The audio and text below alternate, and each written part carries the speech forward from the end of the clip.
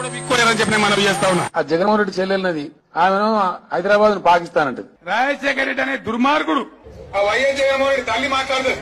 జగన్ బాబు వస్తాడు, పోలవరం కడతాడు, మీ తెలంగాణ నోట్లో మట్టి కొడతాడు. రాజశేఖర రెడ్డి అనే దుర్మార్గుడు అన్ని పెండింగ్ పెట్టి మనను పాలమూరును ఎండబెట్టి మనను వలస జిల్లా చేసి పోతిరెడ్డిపాడు పొక్కబెట్టి 64,000 క్యూసెక్కుల కాలువ దవ్వుకపోతాడు. సిగ్గుపడాలి. రాజ్యంలో జరగలే.